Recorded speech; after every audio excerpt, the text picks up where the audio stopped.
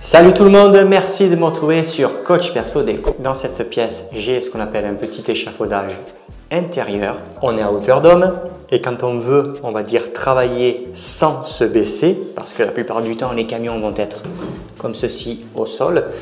Quand on fait de l'application de peinture ou éventuellement de l'enduit au rouleau, se baisser toutes les minutes, voilà, c'est compliqué, c'est emmerdant et à la fin de la journée, voilà, on a le dos, je veux dire, force d'être comme ça, on finit par ressembler à une table basse. On va se fabriquer un support et ce support, ça nous permettra de mettre des camions, parce qu'en l'occurrence, ça sera pour mettre des camions de peintre pour diverses applications. Pour éviter de se baisser, forcément, il faut pouvoir arrimer des choses comme ici sur les échelles. Il existe évidemment des supports qui permettent déjà d'accrocher certaines choses, alors que ce soit sur des échelles classiques ou ce qu'on appelle des échelles d'échafaudage. Là, vous allez le voir, on va faire en fait ceci. C'est une caisse. Il faut impérativement que la caisse, évidemment, on ait quand même la valeur de 2 barreaux. Si la caisse est plus petite que l'espace du barreau, la construction entre guillemets qu'on va faire, ça marche pas, c'est pas très fiable et c'est même, on va dire, dangereux. Si là, quand vous appuyez, vous voyez, moi j'ai 25 cm, donc là j'ai plus, vous allez voir que dès l'instant où finalement la caisse elle est tenue, elle est arrimée, déjà c'est beaucoup plus sécurisant. Je vais monter la caisse parce que c'est un jeu entre guillemets de Lego, c'est un jeu d'assemblage. Et je vais la bidouiller un peu, vous allez voir, je vais la bidouiller, mais voilà, ça va rester simple, il ne faut pas non plus que ça soit, je vais dire, ultra compliqué ou s'il faut la moitié d'une menuiserie pour le faire, aucun intérêt. Et voilà, ça n'a quand même pas l'air trop compliqué à monter.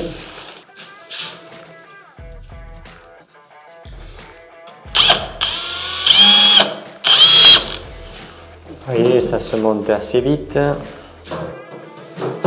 Et surtout, le principe, voilà, c'est de ne pas utiliser, on va dire, beaucoup de matériel. La construction de la caisse est désormais terminée. Vous voyez, c'est assez solide, aucun problème. De toute façon, je vous le montrerai. On mettra volontairement du poids dedans. Pour se faciliter la vie, il faut que la caisse, elle soit mobile, mais surtout qu'on soit ce qu'on appelle à hauteur d'homme. On va lui apporter, vous voyez, machinalement, des améliorations. Ici, comme on peut le voir, j'ai les montants en bois, donc ce sont les renforts. Et bien les renforts, on va en profiter pour faire ceci. On prend des petits crochets, vous voyez, on va préparer. Je vais prendre un réglé pour tracer proprement porte-mine. Et là, je vais venir, vous voyez, ici, là, j'ai le retour en bois, donc il ne faut pas que j'y visse dedans, sinon je vais tout casser. Je vais me mettre à 3 cm, visseuse, donc là j'ai l'embout, le pH de 20, donc c'est l'embout Philips, vis bombée, c'est un 4x20.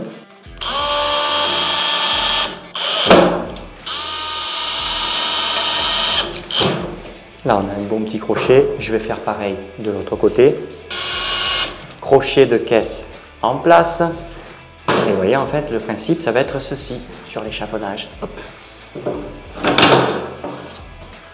J'ai des barreaux qui sont un petit peu plus minces parce qu'en fait, vous voyez, ce sont les échelles, c'est machinalement pour poser les pieds, mais vous, peut-être, selon le type d'échafaudage, autant c'est directement le barreau complètement lisse, donc cette section-là. Cette section-là, évidemment, elle est plus grosse, moi, pour les crochets. Il suffit simplement, en fait, de prendre, voilà, avec une pince et d'écarter. Là, je suis bien calé, je suis pendu, je suis surtout, parce que ça, c'est le plus important, il faut toujours que la caisse, évidemment, soit plus haute que les marches. J'ai avec moi un sac d'enduit de 15 kg. 15 kg pour vous donner une petite idée, quand vous faites ce qu'on appelle de l'enduit traditionnel à la main enduire au platoir, globalement vous allez à peu près quand même enduire 35 mètres carrés de superficie pour faire une couche. Je veux dire voilà, globalement 35 mètres carrés quand même, ça laisse le temps de travailler et surtout ça laisse le temps de repréparer de l'enduit si tant est qu'évidemment le plafond dispose d'une superficie plus importante. Mais vous voyez le sac, je le prends, je le mets, vous voyez, dans la caisse, j'ai aucune difficulté, ça tient, vous voyez, pourtant je fais l'andouille avec et je me remets. Du moment que les crochets, voilà, prennent bien surtout les traverses de l'échafaudage et surtout, parce qu'il ne faut pas qu'il y ait de porte-à-faux finalement, que c'est calé derrière, la caisse, voilà, globalement 15 kg, il n'y a pas de problème. Maintenant, on va l'améliorer cette caisse, parce que avoir une caisse, voilà, on va dire pour mettre les outils, c'est bien, mais comme je vous l'ai dit, c'est une caisse pour l'enduit. Voilà, on va vraiment maintenant la préparer pour qu'elle puisse et recevoir évidemment l'enduit, mais surtout pour recevoir tout le petit matériel qui va avec. Je viens d'approcher les lames parce qu'en l'occurrence, quand on va faire de l'enduisage de plafond, on travaille quand même beaucoup. Alors j'entends à la main, à la perche c'est encore autre chose, mais là on est vraiment dans une démarche de le faire à la main. On va principalement travailler avec la 45 maximum de longueur et après il y a la 35, ici vous voyez c'est la 25. Je vais mettre un système, vous voyez, pour pouvoir avoir toujours au moins 2 lames à l'avant de la caisse facilement accessibles. Et pour que ce soit facilement accessible, vous voyez, j'avais fait les petits repères. Elle va venir comme ceci et elle, machinalement, voilà, j'avais fait les petits repères. Si vous achetez rigoureusement la même caisse, voilà, vous aurez un plan pour pouvoir, on va dire, aller plus vite et faire les perçages, faire les mises en place pour que ce soit évidemment plus aisé.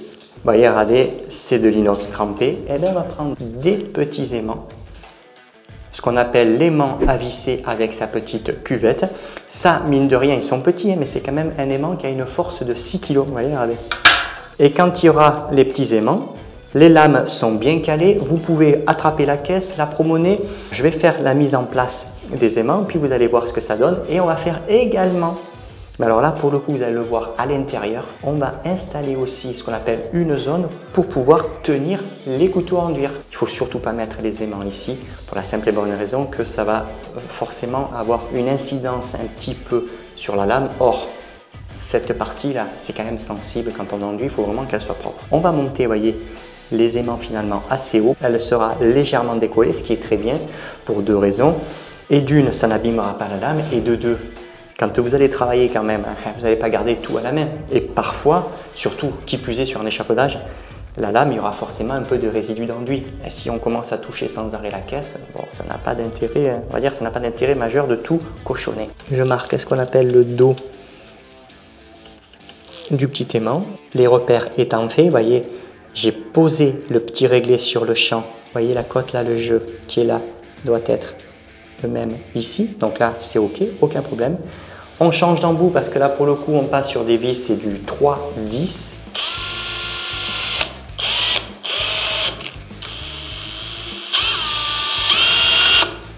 Je vais venir tout simplement, vous voyez, placer un autre aimant, un 3e aimant. Et là, l'avantage, vous allez le voir, c'est que ma lame, eh ben, elle sera bien tenue. Voilà, là, je vise. On ne se met pas à ras parce que c'est pas, voilà, c'est pas forcément très bon. Il faut juste que l'aimant soit un petit peu en retrait. Voilà, je vous rappelle l'embout si vous n'avez pas trop l'habitude. Donc c'est le PH1, c'est le plus petit. Hein. Voilà. Et là c'est OK, vous voyez, elle le tient bien. On va faire exactement la même chose pour la 45. Mise en place terminée. Petite particularité. Là, j'en ai mis 3 puisque la lame n'est pas très grosse. Et vous voyez, ici, vous en avez machinalement 5 pour avoir une bonne tenue et pour éviter surtout de perdre, on va dire, malencontreusement la lame. Là, la lame est en place. Vous voyez, si vous prenez la caisse, là, vous voyez, je remue. Là, on a les lames à enduire. Maintenant, on va se faire une réservation pour les couteaux parce que quand on enduit, alors que si on est sur un échafaudage, c'est que bien souvent on enduit un plafond ou alors des hauts de mur qui sont un petit peu, on va dire, de taille importante. On n'a pas besoin d'avoir toute la batterie de couteaux en soi. On n'a pas besoin d'avoir les 10 ou 12 couteaux là, que peut avoir certaines trousses. Vous allez voir, on va faire ce qu'on appelle des emplacements pour mettre vraiment les couteaux les plus essentiels. J'ai mis ici, vous voyez, un camion de 14 litres, en sachant que les camions de 7, 8 litres et les 12 litres, évidemment, ils vont rentrer correctement. Je suis en train d'installer les petits crochets pour les couteaux parce que vous voyez, le couteau, à la différence d'une lame à enduire, j'ai le retour ici, hein, puisque la lame elle est bien au milieu, donc j'ai forcément le retour du manche. Ça veut dire de se décaler Et très honnêtement, ça va faire passer quand même beaucoup d'aimants. Enfin, c'est pas, voilà, on va dire financièrement, c'est pas très intéressant. Vous allez le voir, les aimants, je vais encore les mettre parce qu'il m'en reste. Hein. Globalement, il m'en reste 3. Si vous n'avez pas de mèche, parce qu'en sachant que ce sont, voilà, c'est ce type de petits crochets, ce qu'on appelle les 3 mm de diamètre, 30 mm de longueur. Et le principe, alors ça va être assez important. Moi, ce sont des couteaux et des lames à enduire de chez L'Outil Parfait. Le petit crochet, vous voyez, regardez, le petit retour, il fait à peine 10 petits millimètres. L'Outil Parfait, vous voyez, on a évidemment le passage pour pouvoir pendre les couteaux.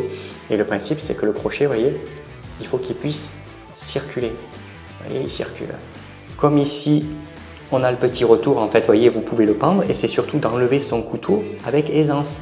Parce que si on commence à venir trop de biais, si le seau, le camion plutôt gêne, bah, ça n'a aucun intérêt. Vous voyez là, juste on fait ça. Et là, vous voyez, ça sort. Et lui, c'est pareil. Vous voyez? Vous allez voir à quoi servent exactement, on va dire, les derniers aimants. Ça va être super pour les couteaux. Si vous n'avez pas de mèche, parce que c'est toujours pareil, quand on ne fait pas trop de travaux, on n'a pas forcément tout à la main. Vous prenez un petit vis, 3 mm. Là, vous voyez, j'ai fait un repère. J'ai fait une petite croix. On reste sur le pH 1.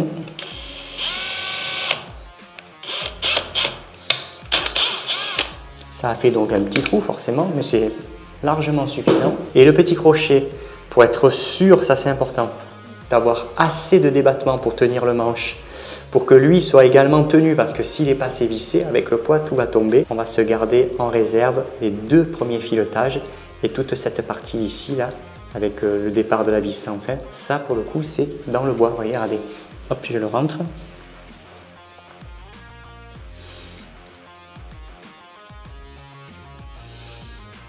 Voilà, et dès qu'on voit apparaître, voilà, là, vous voyez, je vois apparaître les 2 petits filetages ici, et bien là je touche plus, je viens, je prends mon couteau, vous voyez le couteau il est passé, le petit couteau si on les laisse comme ça bouge, ils s'entrechoquent entre eux, ils vont taper contre les parois, ici les renforts en bois, c'est pas bon.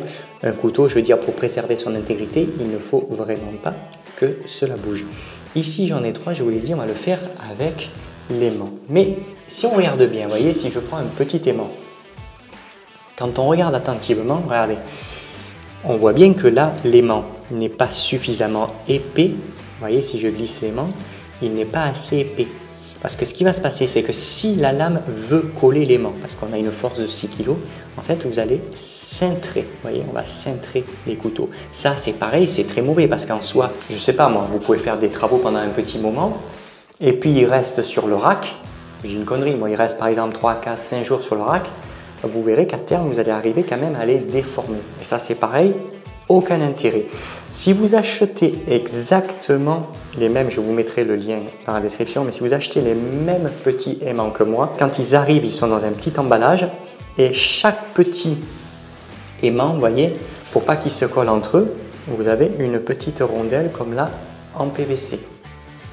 Eh bien, ma foi, cette rondelle qui, entre guillemets, n'est pas censée servir à grand chose, on va l'utiliser pour nous. On va venir rattraper, vous voyez, regardez l'épaisseur. Là, j'en ai mis donc 3. J'ai fait mes repères. J'ai pré-percé. Voilà. Et là, je viens, je le mets en place. Voilà, là, il est en place. Vous voyez, c'est décalé. Et là, quand j'arrive, voilà. Et là, quand on regarde bien sur le côté, la lame, là, elle n'est pas mise en contrainte. C'est propre. Ça force pas. Ça bouge pas, hein, vous voyez. Je vais faire pareil pour les 2 autres.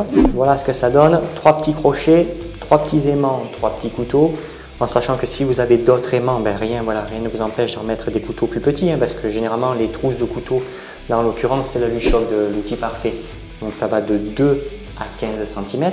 Je pourrais donc rentrer encore des couteaux. Alors, on va plutôt éviter d'en mettre devant parce qu'il faut quand même, vous voyez, il faut arriver à bouger les camions pour pouvoir rattraper la anse, pour pouvoir sortir évidemment le seau correctement parce que il sera forcément rempli quand même avec de l'enduit. Voilà pourquoi j'en rajoute pas moi de ce côté. Concernant le prix de tout ça, ici, petit crochet 1,30 €, il en faut 2,60 €. La caisse bois, elle fait 23,90 €. Les petits aimants, 1 € pièce. Et le sac de 20 petits crochets, finalement, c'est ça qui me choque le plus en termes de prix. Les petits crochets, 3 par 30, 5,15 € l'ensemble. En sachant que vous voyez, on a quand même le prix de la caisse. Alors la caisse, peut-être que vous arriverez à trouver voilà, une caisse sensiblement moins chère ou si vous arrivez aussi à trouver des caisses pour les pommes, parfois voilà, on va dire qu'elles sont propres et ça va convenir. En sachant que moi, je vais vous faire une photo avec les cotes parce que si vous rachetez voilà, exactement la même chose, parce que c'est une caisse qui vient de chez Leroy Merlin, vous voyez, c'est de chez Creabox. Si vous achetez exactement la même caisse, au moins je vais vraiment vous tracer l'emplacement exact, que ce soit des crochets et surtout évidemment des aimants, comme ça vous fera gagner un temps précieux.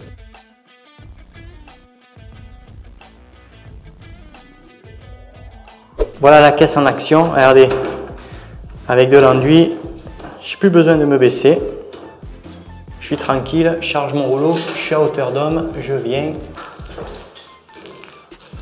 Le rouleau, lui, il reste dans le camion.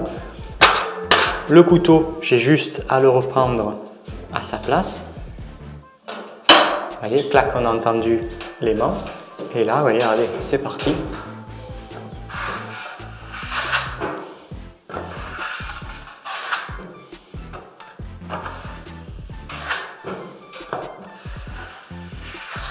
Et si j'ai besoin de me déplacer ou je sais pas moi, à monter la caisse ou quoi, ben, il y a juste à faire ceci. Et là, vous voyez, on est tranquille, je peux tout déplacer en sachant que, regardez, j'ai 3 crochets. Rien ne m'empêche évidemment de mettre 3 couteaux. Si vous avez plus d'aimants, vous pouvez en rajouter. On peut même mettre une brosse, vous voyez, petite brosse. Alors, pas pour peindre, hein, mais quand on veut estomper un peu l'enduit selon ce qu'on a à faire, c'est super.